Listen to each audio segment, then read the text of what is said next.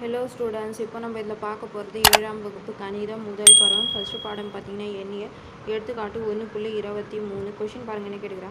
கழித்தல் 81 பெருக்கல் பெரிய ப்ராக்கெட் 5 பெருக்கல் கழித்தல் 2 பெரிய ப்ராக்கெட் கழித்தல் 81 பெருக்கல் 5 பெரிய பெருக்கல் கழித்தல் 2 ஆகியவை சமமானவையா? அவ்வாறு இருப்பின் பண்பின் பெயரை கூறுக.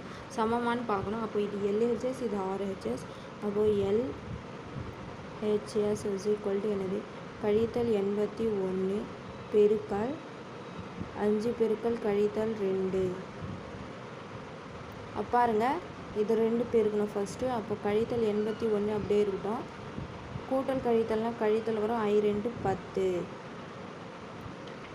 பாருங்க, கழித்தல் கழித்தல்னால் கூட்டல் ஆகிடும். அப்போது 81 பெருக்கல் 10னா 810.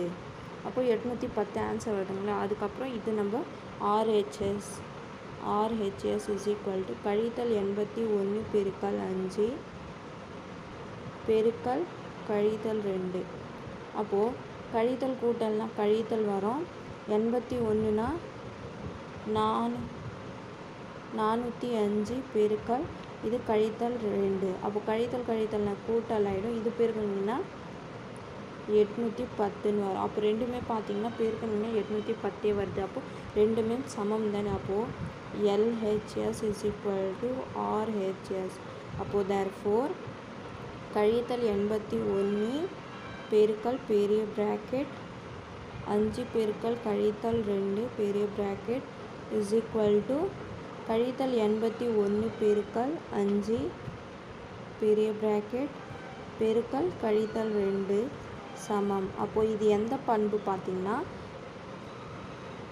சேர்ப்பு பண்பு. அப்போது இது பெருக்கலின்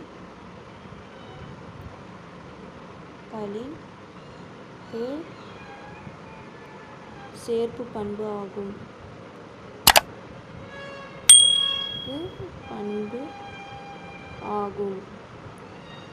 புரிஞ்சுதுங்களா? அவ்வளோதான். எடுத்துக்காட்டு 1.23 முடிஞ்சிச்சு. புரிஞ்சுதுங்களா?